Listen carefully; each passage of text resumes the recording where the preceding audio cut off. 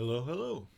Today we are going to talk about launch files. Now this will be a crucial video because this will make managing ROS projects and ROS robots much easier for you. Now there is a lot of functionality built into launch files, but I'm going to cover what I feel is the most prevalent for this course. So if you look through the documentation and see other stuff, you're welcome to use it. First things first about launch files is ROS2. ROS2 has several different ways of making launch files. Here's the documentation. You'll see we have a Python launch file, an XML launch file, and a YAML launch file. You are welcome to use whichever one you want. I will be demonstrating XML because XML is what ROS1 used. I'm most familiar with it. Again, feel free to explore on your own. All right. So what is a launch file? Why do we need this launch file? Well, pretty quickly, you're going to realize that you're going to need to run more than one script. So you're going to end up with something like this. ROS2 run, blah, blah, blah, blah. Have to open up a new tab, ROS2 run, blah, blah, blah. And ROS2 run, yet again, something else. And this gets really old really fast when you're trying to test. We don't want to do that. So what the launch file does is allows you, or the developer, to create one file that will run an entire system, aka robotic system, at once. Now, with ROS2, there are a couple things you have to do first. I'm going to recommend that you put all launch files within a package and install the launch file. You don't actually have to do this. You could technically put a launch folder anywhere you want and just move locally to that folder and launch it directly. I would recommend not doing that. So we're going to go to our package we made, and I've already made some changes. We'll work through it together. The first thing you need to do, so this is my package, not my script folder. Remember, the script folder and the package are going to be the same name with a Python system, where I'm not in the script folder, but I'm in the package, and I'm going to create a directory called launch. mkdir launch. You know, make directory launch. All of our launch files, hopefully, obviously, are going to go inside this folder. Now there's two additional things we have to do that were an extra step in ROS2. One of them makes sense, one of them does not make sense to me. So the first one is package.xml. Let me go open that up real quick. We need to add this exec depend ROS2 launch exec depend. This one makes sense to me. You're saying, okay, for execution dependency, we need a ROS2 launch system. All right, that one makes sense. Again, pause the video if you need to and add this to your package.xml. There's nothing package dependent about this. This is just an executable depend. All right. Now the thing that does not make as much sense to me is in ROS1, ROS would automatically look inside a launch file inside a package for any launch files. Apparently this is not automatically done in ROS2. So we have to go to our setup.py and we have to add these two lines, import OS from glob, import glob, and then inside data files, you should already have these three lines. You're going to make sure that, and the comma should actually already be there. You're going to add this line. If you don't have this line, add it too. But I think you have these three lines automatically. You're going to add this line here, line 15. So OS path join, share, package name, and then glob. Now here, this is going to be our subdirectory launch. So I guess this is so you don't have to use the folder called launch. And inside it, I'm going to say star.xml. It's going to essentially say everything that's an XML document we're going to treat as a launch file, and we're going to join it to our install. So when we run ROS2 run our package name, or rather ROS2 launch our package name, all of our launch files would pop up. I am unclear why this step is not automated in ROS2, but that's just what it is. So again, pause the video and edit it. It should just be these two imports, and if I remember correctly, just this line. Mind the comma, and then make sure that this square bracket comes after this line you've inserted.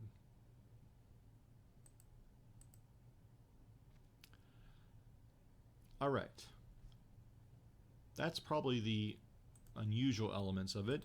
One thing about launch files, which is a little bit different than ROS1, once again, is you do need to do culkin build every time you change the launch file because it is an install. This is a little bit different than before, as normally launch files you didn't have to worry about rebuilding it if you modified the launch file. So if you change your launch file and it doesn't appear to have any effect, you probably forgot to rebuild it. Okay, so enough of that. Let's get into what is our launch file going to look like. This is the meat and potatoes of the lecture. So going back to our package and going to launch, you see I already have one up. This is kind of a reference for myself in case I forget something on the syntax. We're going to make a new one. We're going to say gedit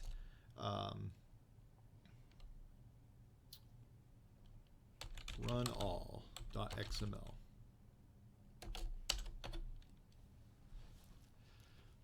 So run all XML, the first thing we have to do is, remember our XML syntax is going to look a lot like HTML. So we're going to have launch, open tag, and launch close tag. Now, starting off, we're going to use just the node tag. And this is going to be the launch equivalent of opening up a terminal and going ROS2 run package name and executable name. All right, so this is essentially what we're going to do, but in launch form. Now remember, our project, we have a dice publisher and a board game, and you kind of need to run both of them. So that's a nice way to run it right now. So we're going to say node, and then we're going to have some parameters, and we're going to close our node. We're going to do this twice because we're going to have two separate nodes. So let me make sure, just copy this, we'll walk through it. We'll talk about namespace later. We're going to obviously get a little more complex here. So now output screen, I'll show you a problem with output screen, but we'll talk about that a little bit. Normally, if you do not need this. This is just something I'm adding. You don't actually have to have this if you don't want it. By default, it will go to the logger. So package equals class example. What's going on here? This is the package I'd want. So if I was typing this in a command prompt, it'd be ROS2 run class underscore example. Then exec is the executable, which board game. Now, this exec is not going to be the name of the file, but it's going to be the name that you have in setup.py. So we had dice pub and board game, which just happened to be the same name as the file, but that's coincidence. It doesn't have to be the same. So it's the executable. And the name is going to be the name of our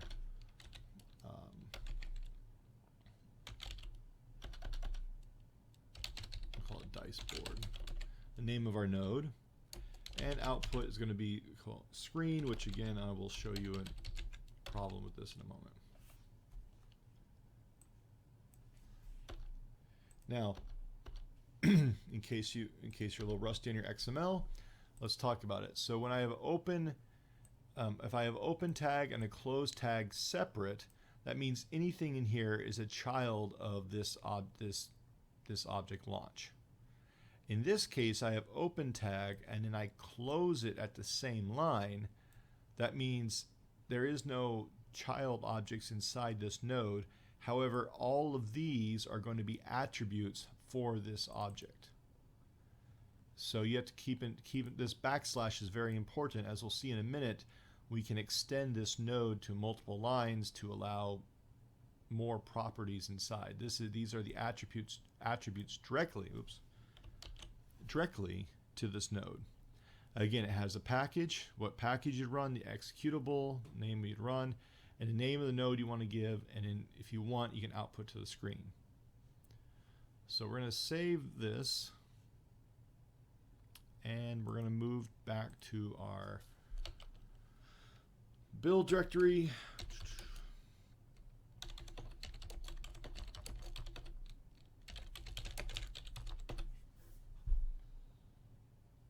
Should get that little warning. Yep. All right, so we're good. Now I can do ROS2 launch our class example, and then if I hit tab, I should be able to see all my different launch files. Now it will give me some different options from flags, but I don't care about the flags. I only care about these two. So I have run pack launch XML, which is what my complete XML template is, and the one we wrote, run all XML. So now if I do run all XML, it'll say starting the process, and as you see, we have a mysteriously lack of content being published to the screen. That's okay at the moment. I'll explain why in a minute. The screen output will not be flushed until you kill the processes.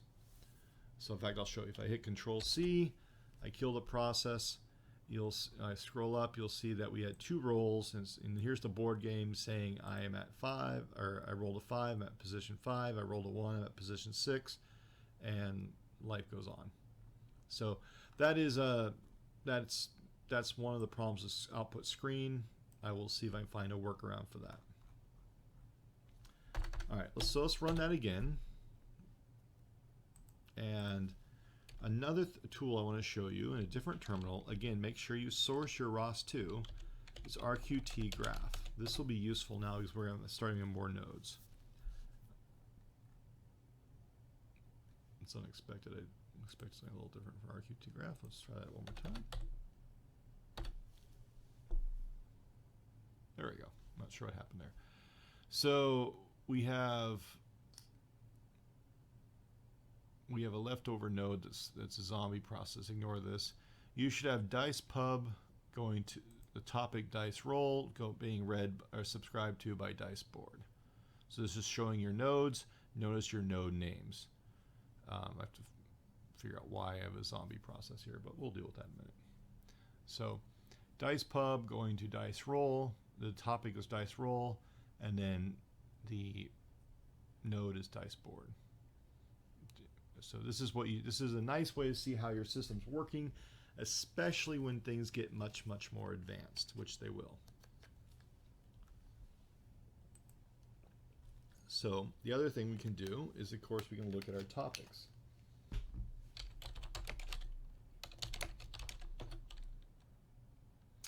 And it appears that I am, in fact, running a process still, so I have to figure out what is going on there. Not sure which process didn't die, but we'll deal with that. So you guys should see dice roll. Remember, the board game itself does not publish anything, so we shouldn't see anything there. To run, or ROS2 topic echo / dice roll.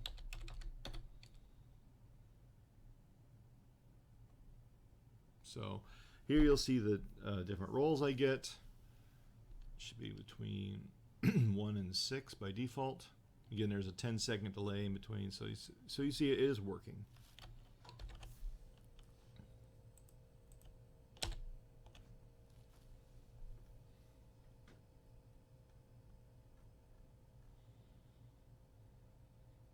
And if we scroll up, we can see we have our output from our board game. All right. Now comes another, well, real quick, let me pause this. Okay, we're back. Sorry, I had to kill a process. I did have a zombie process. I mean, just do that with kill-9. So that's what I was, just fix that. So now my ROS, without running anything, I get the default ROS out when I do ROS2 topic list. All right. So now another thing we can do here is we can create namespaces. Now very quickly, well, it may not be very quickly, but you might in some circumstances need to run the same script twice. But now we have a problem. You probably hard-coded the topic here, and now you're going to step on the other process's toes. So the first thing we can do is we can run, or we can make what's called a namespace. And this will basically insert in front of the topic a label.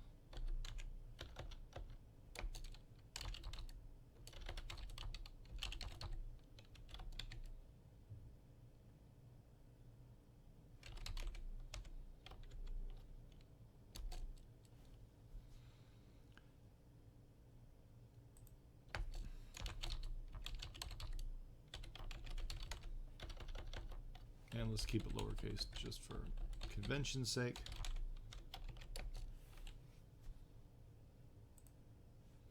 Now there will be a problem here, but we'll come back. So we just added another attribute for namespace. Let's see what happens. I'm going to rebuild. Wrong one.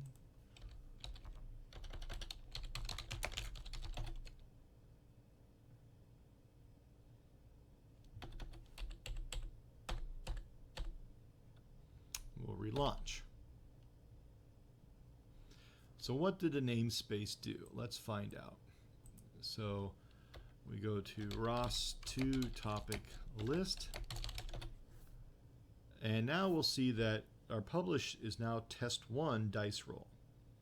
So this is a way to avoid name collision. Now let's look at RQT graph.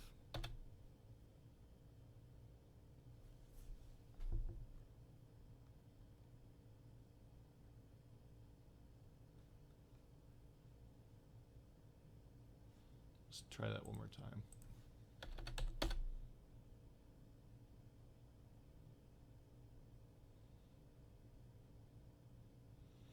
So this is interesting. This actually automatically remaps it for us. This is really nice. We'll double check with the output when I kill the process. But now the topic, the name of the dice publisher is under test1. And it's encapsulated in this box representing a namespace. And test1 dice roll is automatically being remapped to test1 dice board, even though test1 dice board does not have or did not change the code. It's still looking for just dice roll. So let's confirm that dice board is in fact getting the rolls. So we'll close this and we'll kill our process. And we can see that we are in fact getting rolls, even though I did not change the code. If you don't believe me, I will open up the code. Documents.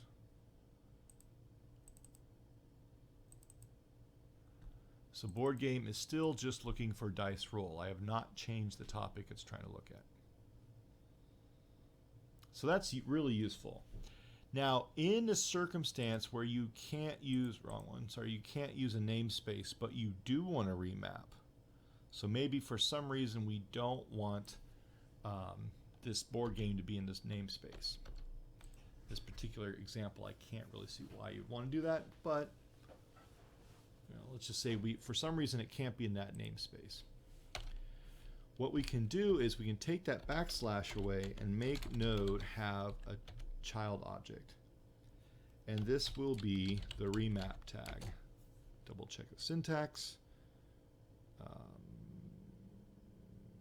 From to. So remap this from the original topic, which is slash dice roll, to test 1 slash, wait, forward slash here, dice roll.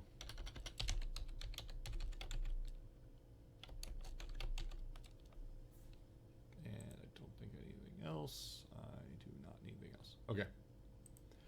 So again, I'm going to close this tag on the same line. So this is going to be a single line element. But now this remap is inside this node. So this belongs to this node. And this node is no longer part of the namespace test1. So I'm remapping the topic dice roll, which it's listening for, to /test1 dice roll. And this is useful in situations where you might have different laser scanners or different topic names that you need to remap without changing your code. So let's see what happens with the remap. So I go back here. We rebuild it.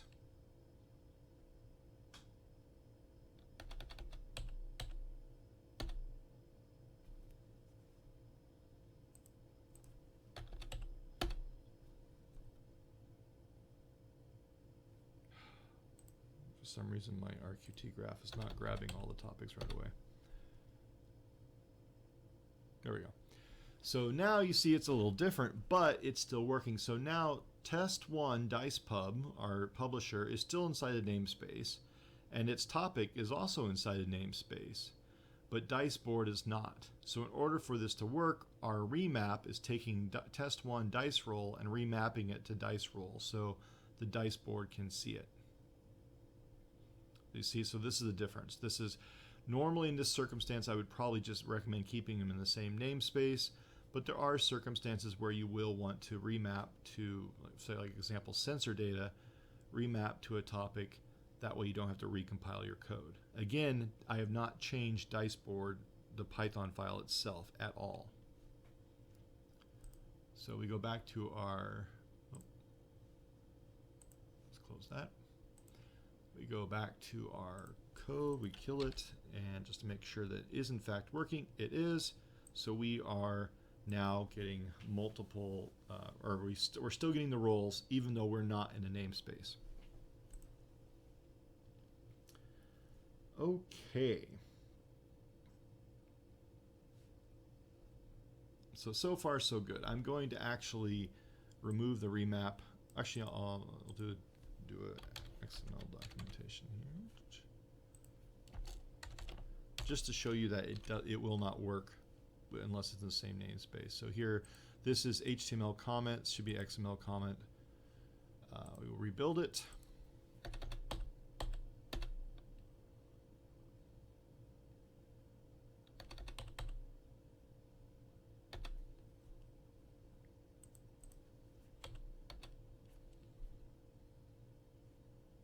Again, I have to do it twice for some reason.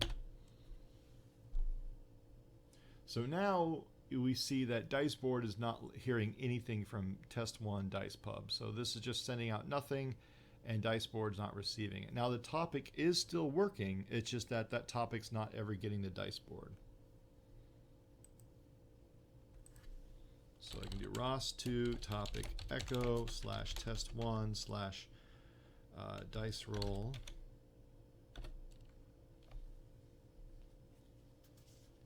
And here we see we are getting data. It is still working. But when I kill the process, you'll see that there is no output from diceboard.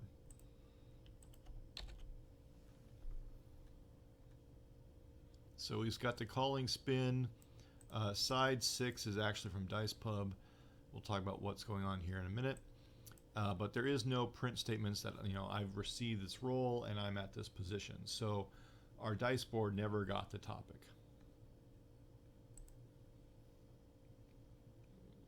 So I'm going to keep this in here just so for reference.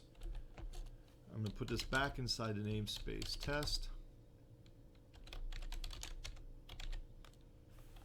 All right. Now, let's talk about arguments. Now, arguments are usually things you pass in from the command line to a program. And very, very quickly, you're going to find reasons you want to use arguments.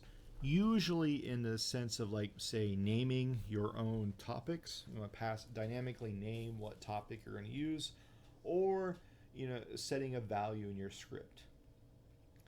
So what would be interesting is to say that let's change the number of sides that our dice pub can use. There's going to be a couple steps to this. So first of all is the argument, not to be confused with the parameter, which we're going to use in a minute. Argument, and this will be the name. Call it sides, and the default will be 6. Let me double check that. See what default is 6. Good. Okay. So we now have the number of sides. Oh, let's add another one too. Let's say arg name equal a namespace title. We'll say default is equal to test 1. All right, so we're going to have two different arguments. And I can send these in from the command line when I run the launch file. It's important to remember that I'm sending the arguments into the launch file. I have not sent them into the code yet. Very big difference. So I could, if I want, I can send these into the launch file. So how do I use these? Well, I have to specify the value. It's still just all strings, so we can't do any math. But I can, if I need to use the value, say I want to change the namespace to what I pass in, I'll use open parenthesis dollar. Can I double check just to make sure I don't get it wrong? Oh, wrong. I did. Sorry. $, open parenthesis, close parenthesis, var, and then the argument name, which in this case is ns title. And I'm going to use that for both. So that's how I can dynamically set my namespace. So let's run that. Let's rebuild this and run this.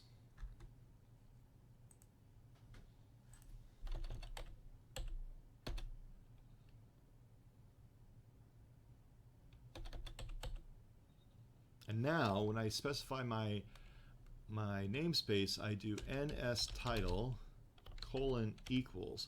Nice thing about launch files, I don't need the stupid -- Ross arg argument. I can just do it this way. And we'll say bat.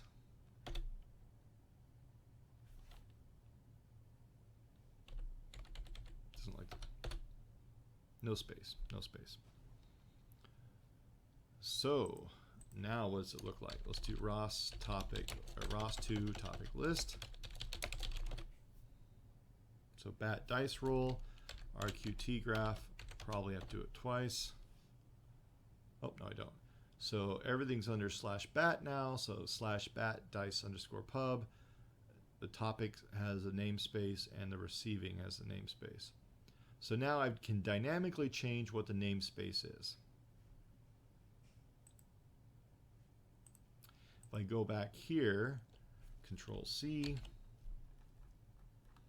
you'll see that in fact I am still getting the messages, the board game's getting the messages, everything's working the way we want it. Really the only trick to remember this is instead of doing equals, you have to do :equals to send in Ross arguments. And likewise with the Ross parameters. So this is the one thing that's odd. But just remember the :equals, you'll be fine.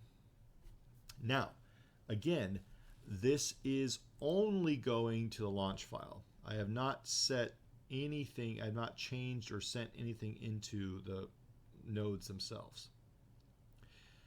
So the next one we have to think about is, well, which node needs to know how many sides we have for a dice? And that's going to be obviously our dice pub. So we're going to make this one a multi-line node, like we did the board game. And this time we're going to use Ross parameters.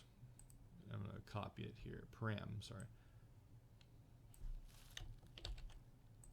Again, pause the video if you need to. So here it was saying we're sending in a ROS parameter, name equals sides, and value equals var sides. Now, no, don't get this confused. This sides for this argument and this sides are completely different. I could call this S, and this is where I'm saying use the value passed in for the argument sides as the value for this sides. So it might be a bad naming on my convention, but these two do not have to be the same name. This and this are the same. This is how I'm transferring from the argument to the parameter. So now that this parameter is inside the node for DicePub, this parameter will be sent to the code, which means we do need to modify the code a little bit. So again, pause the video if you need to. Remember, remove this backslash, add the slash node here, and we're going to add our parameter. Parameters, same as arguments, going to have a name and a value. Arguments going to have a name and a default. So that's a slight difference between the two. All right, now let's open up DicePub. You'll see I've already made some changes. When you're using ROS parameters, the first thing you have to do is declare which parameter you're going to use.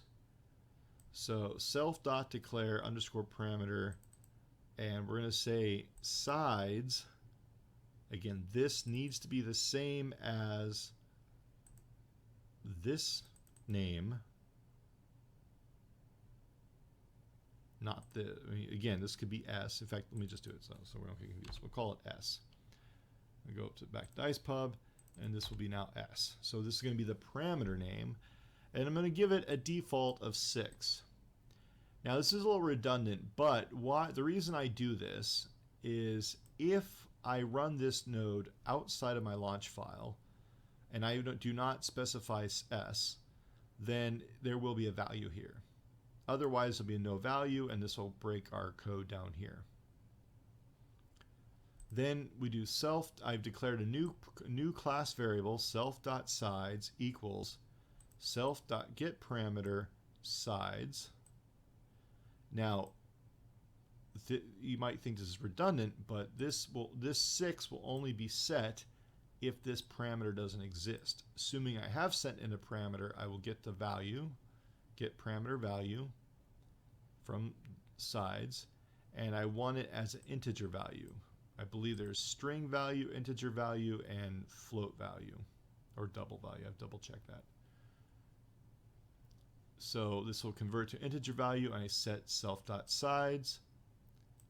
And the last modification I made to DicePub is when I do the roll, I do 1 to self.sides, not 1 to 6. So that's the one thing that's changed here. Keep in mind that I have not been passing a parameter in the whole time I've been filming this, and it's been using 1 through 6. So we know that the default is working. So again, yeah, if you need to pause the video, modify this. It should be these 3 lines, and then this line here is the only thing that's really changed. Everything else is the same. All right. So now I'm going to pass in an argument to the launch file, which is then going to pass that argument in as a parameter to a specific node, which is going to change how my node interacts. So let's open up our code. Let's rebuild.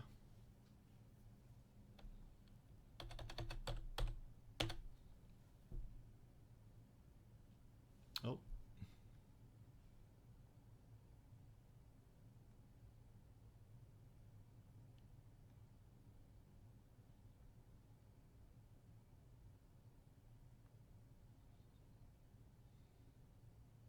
Nope, I didn't change it, sorry.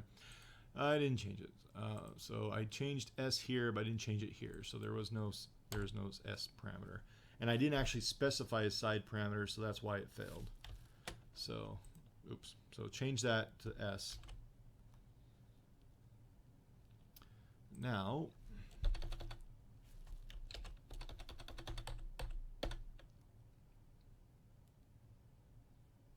just to make sure that default is working. I won't add S. Okay, good. It is working.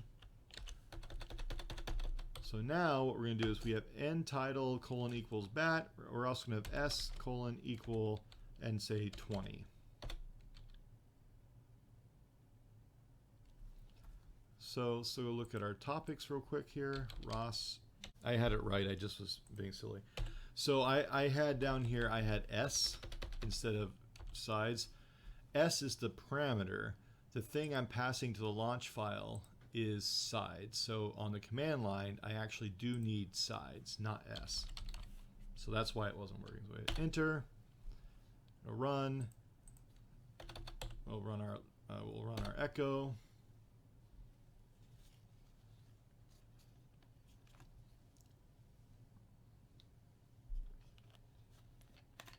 I am not getting lucky today. Let's see.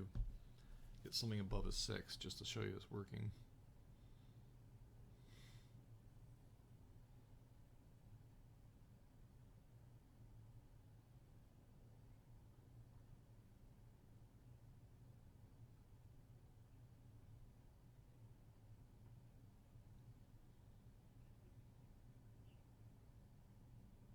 There we go. Okay, so it is actually working. It just really, really unlucky.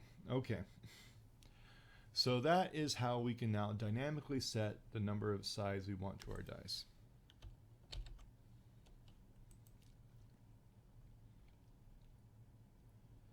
Now, there is a last tag I was going to talk to you about, and that is groups. And this is useful in situations where, say, I want to run multiple sets of code. So maybe I want 2 board games going on. So what I can do is I can do group and then close group. Now group is useful because I can set group parameters and different things specifically for this group. I'm not going to do it in this video, but just I can copy this, paste it. And here the only trick is we need to come up with something with a different namespace. So we'll call this underscore group 2 and underscore group 2. So now I'm going to actually run 4 of these. Or sorry, 2, so 4 nodes, 2 dice publishers, 2 board games. But they're going to be in separate groups. I could have different parameters here if I wanted to.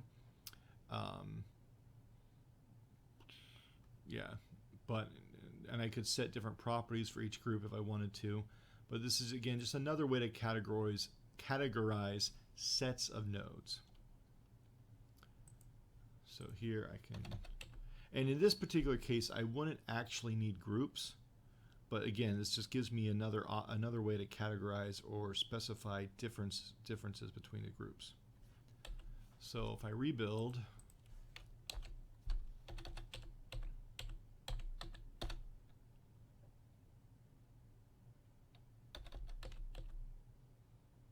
again, I'll use the same things. NS title is bat, sides 20, hit enter. Now we will do RQT graph. We'll try RQT graph one more time.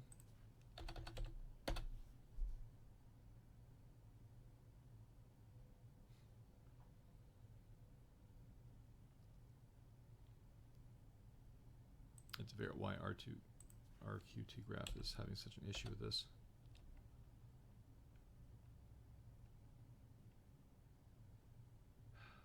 I think it's the slowness of the update. Let me check one thing here. What we'll do is we'll go into Dice Pub and we'll drop this to 1 second. So every 1 second we're going to be just rolling dice here. Should have done that earlier.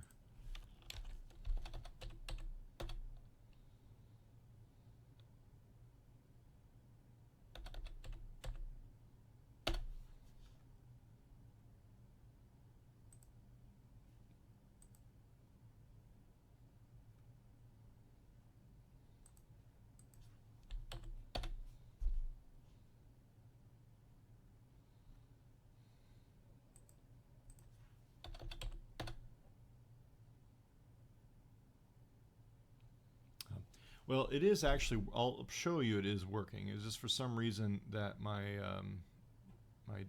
first group is not appearing in RQT graph. But here we see that our namespace has changed to group 2. So we're running a publisher. We're running a board game. I will show you that this is still running. I don't know why RQT graph is having issues with that. Topic list. So I do have bat not group 2 dice roll. So ROS2 topic echo / bat dice roll. And we're getting data. So it is working. We'll see why RQT graph isn't appreciating that. And we'll see here that this is board game 4, which is probably the second group. And then this is board game 2, the node 2, which would be this would be the first group. So there were 2 separate board games being run at the same time. So again, this is a way to have separate groups of nodes. Each group can have their own settings and configurations. And this is something, again, something else that's useful to manage large-scale projects.